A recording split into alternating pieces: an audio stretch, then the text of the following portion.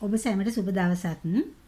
මේ අද දින සුරතල් බලුපැටව සෑදීමේ වීඩියෝ එකේ දෙවනි කොටස ඉදිරිපත් කිරීමට සූදානම් වෙන්නේ.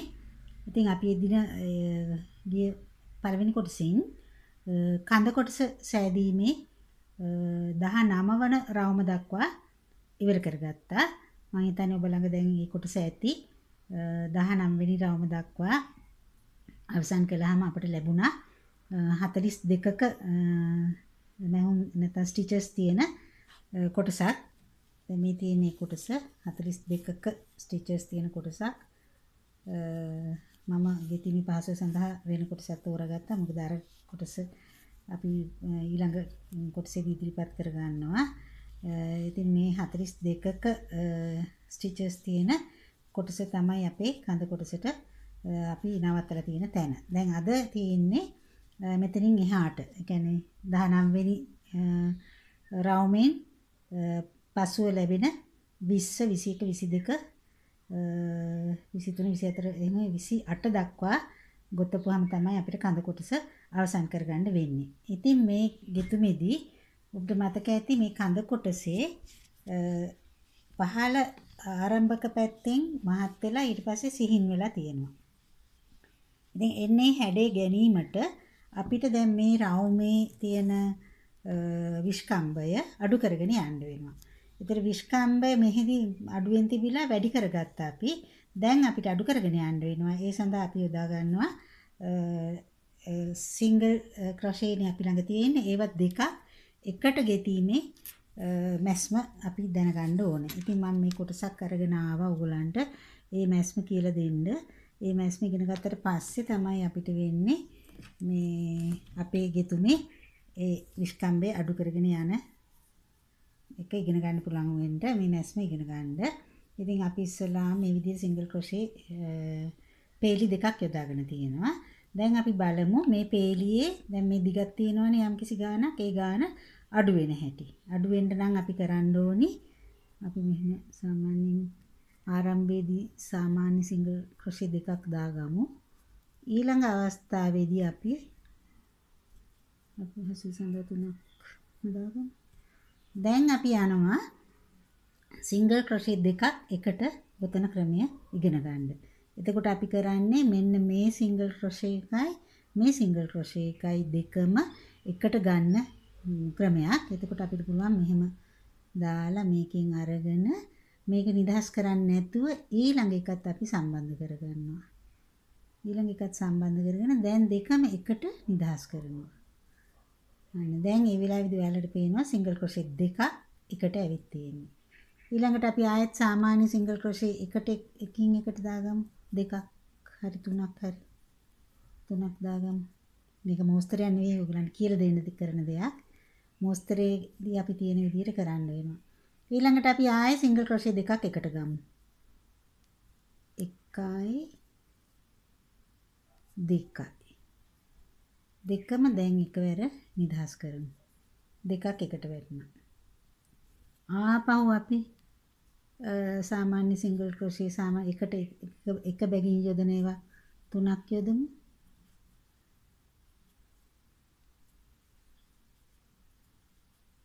නැවත අපි දෙකක් එකට යොදන ආකාරය බලා ගන්න හොඳට. එක සිංගල් ක්‍රොෂේ එකක් තුලින් යවලා නූල් පොට අරගෙන කටුව මතට ලූප්ස් දෙකක් ගත්තා. ඊළඟ සිංගල් ක්‍රොෂේ එකකින් උත් යවලා නූල ගත්තාම කටුව මත ලූප්ස් 3යි. දැන් මේ ලූප්ස් 3ම එකවර ඔන්න ඔය විදිහට නිදහස් කරමු. දැන් ආපහු අපි මෙතන සිංගල් ක්‍රොෂේ 3 වෙන දාගමු.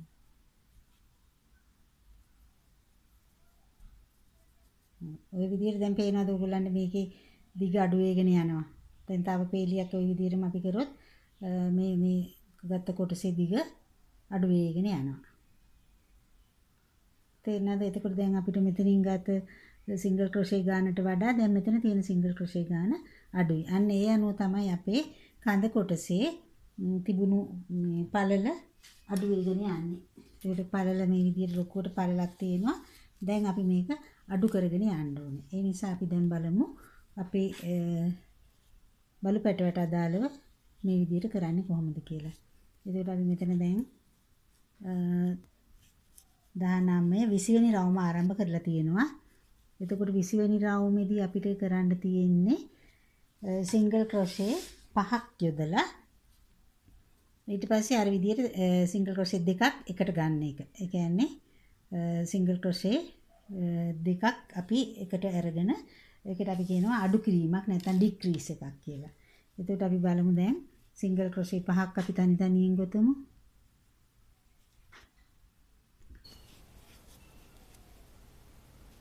එකයි දෙකයි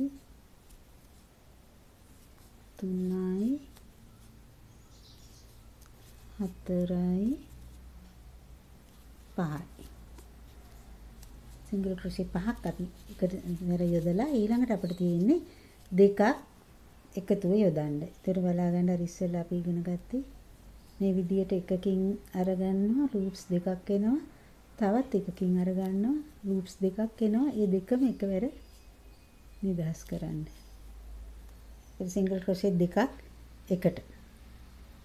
ගත්තාම අපිට ওই විදිහට එනවා. එතකොට අපි ඒක දිගටම පහක් තනි තනියෙන් දානවා දෙකක් එකට. පහක් තනි තනියෙන් දෙකක් එකට. මේ ආරම්භක ස්ථානයට එනකන් අපි මේ විදිහට කරන්න ඕනේ. එතකොට අපි ඊළඟට දැන් තියෙන්නේ පහක් තනි තනියෙන් දාන එක. 1යි 2යි 3යි 4යි 5යි. දැන් තියෙන්නේ දෙකක් එකට ගන්න එක. 1යි 2යි. ඊළඟට පහක් තනි තනියෙන් යොදමු. 1යි 2යි 3යි 4යි 5යි. දැන් දෙකක් එකට ගන්න කෙනේ ඩික්‍රීස් එකක්.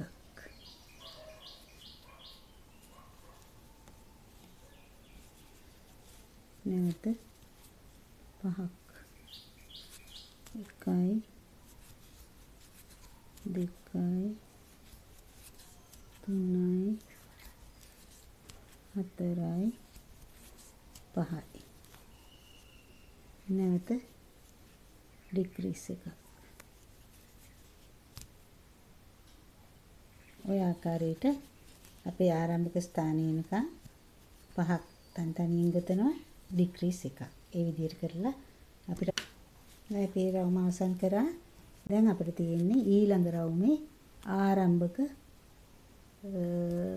ස්ටිච් එක සිංගල් ක්‍රොෂේ එක දැමීම මේක දැම්මා. දැන් තියෙන්නේ මෙතන ලකුණු වෙලා තියෙනවා ඊළඟ රවුමේ ආරම්භය. ඒ කියන්නේ දැන් අපි 21 වෙනි රවුම ආරම්භ කරලා තියෙන්නේ. එතකොට අපි ළඟ 42ක් තිබුණානේ 19 වෙනි රවුමේ.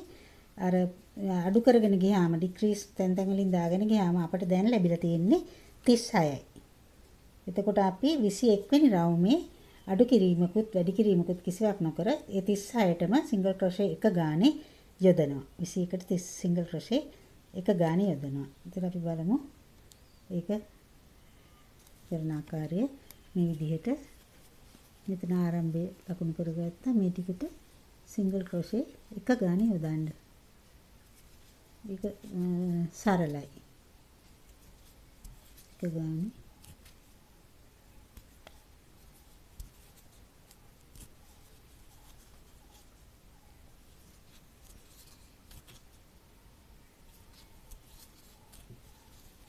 විදිහට සිංගල් ක්‍රොෂේ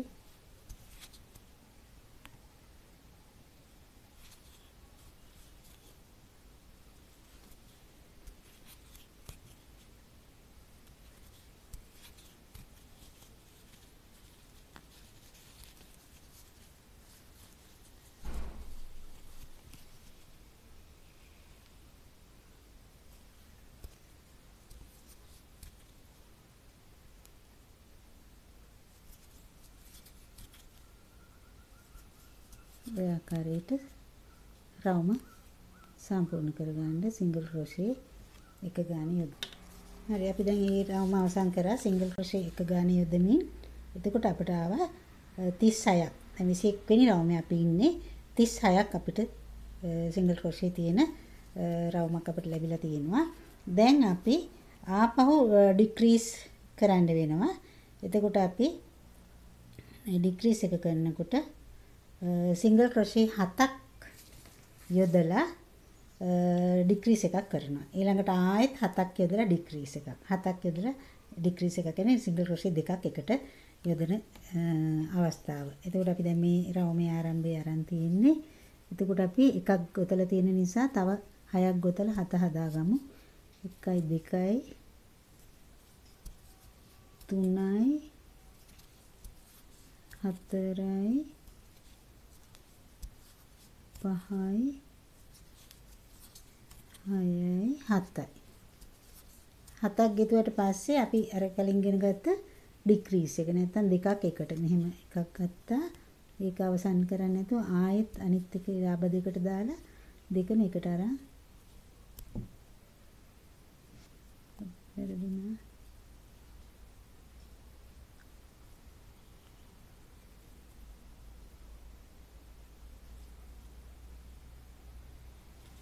මේ විදිහට එකක් අරගන්න. ඒක කටුව මත තියලා යාබ දෙකටත් දාලා ඒකත් කටුව මතට අරන් මේ දෙකම එකවර ගන්න. ඊළඟටත් රටාව තියෙන්නේ 7ක් ගොතලා මේ විදිහට කරන්න. එතකොට 1යි 2යි 3යි 4යි 5යි 6යි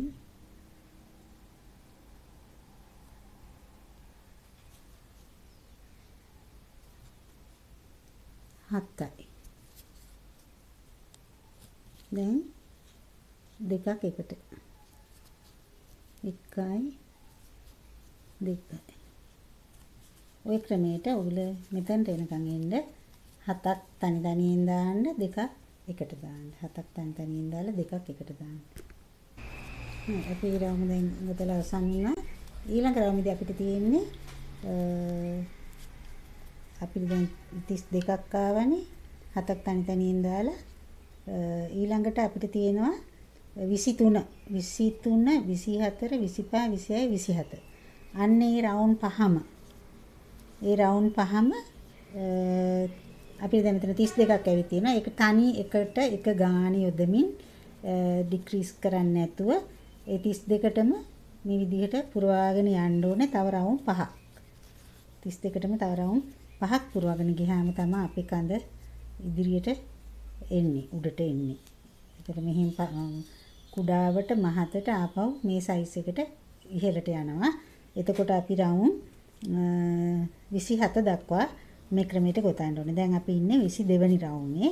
ඊළඟට 23, 24, 25, 26, 27 කිසිම වෙනසක් කරන්නේ නැතුව මේ ලැබිලා තියෙන 32ට ඒ විදිහට රවුම් 5ක් දාගෙන යන්න. ඉතින් දැන් මම මෙතන රවුම් 5ක් දාගෙන යන්න ගියොත් අපිට වෙලාව යන නිසා අපි කලින් මං සාදාගත්ත රවුම් 5ක් දාගත්ත අර මුලදීම අපි කරන්න පටන් ගත්ත එකේ දැන් ඒ රවුම් 5 දාගෙන අපි මෙතන ඇවිල්ලා ඉන්නවා. දැන් රවුම් 5ම දාගෙන අවසానයි. ඒතර අපි බලමු මෙතන අපි කොහොමද ඊළඟ රවුම, ඒ කියන්නේ 28 වෙනි රවුම. 27 වෙනි රවුම දැන් අවසන් කරලා තියෙන්නේ. ඒතර 28 වෙනි රවුමේදී ඊළඟට අපිට තියෙනවා සිංගල් ක්‍රොෂේ දෙකක් යොදලා ඊළඟට ඩික්‍රීස් එකක්. නැත්නම් සිංගල් ක්‍රොෂේ දෙකක් එකට යොදන එක. තනි තනි දෙකක් යොදලා දෙකක් එකට යොදන එක. අන්න ඒ ක්‍රමය අපි බලමු. දැන් මේකට මම පුළුනුත් ඔයගොල්ලෝ ලිහිත් පුරවා ගන්න. තව ඉදිරියටත් පුරවා ගන්න වෙනවා. මෙතෙන්ට නිකන් දැනට පුරවගෙන තියෙනවා. එතකොට අපි බලමු ඊළඟ රවුම ආගොත්. දැන් ඔයගොල්ලන් මම මෙතන මාක් කරන හැටි නූල් කෑල්ලෙන් මාක් කරන හැටි පෙන්නන්නම්. මේ විදිහට නූල් කෑල්ල මෙතෙන්ට තියලා මෙහෙම මෙහාට කරලා මේ නූල අරගෙන අපේ ගෙතුම සාමාන්‍ය විදිහට ගොතන්න. නූල් කෑල්ල මෙතෙන්ට තබාගෙන දැන් අපේ ඒ අලුත්ම රවුමේ සිංගල් ක්‍රොෂේ එක දාන්න. එතකොට මේ නූල මාක් එක හොඳට මේකට තද වෙනවා. කටු කරනට වඩා මේ ක්‍රමේ හොඳයි. එතකොට මේ විදිහට තද කරගන්න. ඊට පස්සේ මම කිව්වා අපිට තියෙන්නේ 28 වෙනි රවුම සිංගල් ක්‍රොෂේ දෙකක් යොදලා ඊළඟට අපේ ඩික්‍රීස් එකක් දානවා. එතකොට දැන් සිංගල් ක්‍රොෂේ එකක් යොදලා තියෙන්නේ. දැන් ඊළඟ සිංගල් ක්‍රොෂේ එකක් යොදලා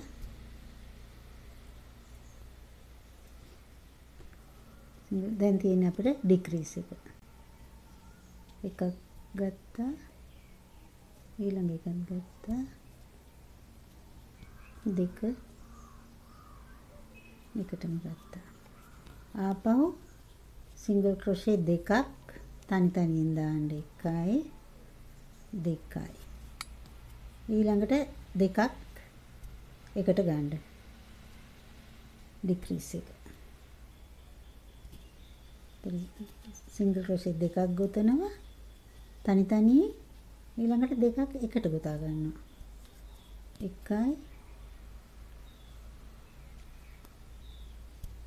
2යි තනි තනි දෙක හරි ඊළඟට දෙකක්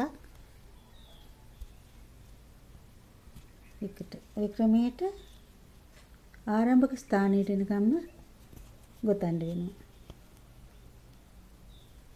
තනියෙන් වෙන වෙනම දාන්න දෙකක් සාමාන්‍ය විදිහට. ඊළඟට දෙකක් එකට ගන්නකොට විදිහට එකක් අරන් මේ විදිහට දෙකම එකට ගන්න. එතකොට අපිට මේ ක්‍රමයට මෙතෙන්ට එනකම්ම එන්න. හරි. එතකොට අපිට මේ ආකාරයට අපි එතන ආරම්භක ස්ථානයටම ආවා. දැන් අපි මේ කඳ කොටස ගොතලා අවසానයි. මේ වගේ තමයි අපි කඳ කොටසේ හැදෙන්නේ. එතකොට අපි ගොතලා තියෙන්නේ දැන් 28 වන රවුම. 28 වන රවුම. එතකොට අපිට ලැබිලා තියෙනවා 24ක්. මේක වටේට 24ක් ලැබිලා තියෙනවා. අපි ඉතින් මෙතනින් මේ ගෙතුම අවසන් කරනවා. මේ විදිහට තද කරවිලා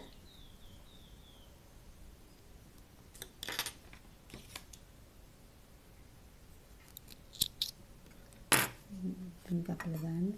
පොඩ්ඩක් මෙතන ටික සෑහෙන දිගට තියාගන්න ඕගොල්ලෝ. මට ඒක පාටම කපලා ගියා.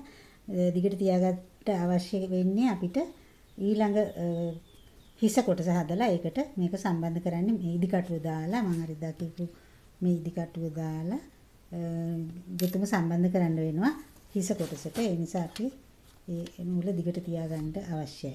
ඉතින් අපිට මේ කොටසට පුළුවන් සම්පූර්ණයෙන්ම පුළුම් පුරවන්න. හැබැයි ලිහිල්වට පුළුම් පුරව ගන්න.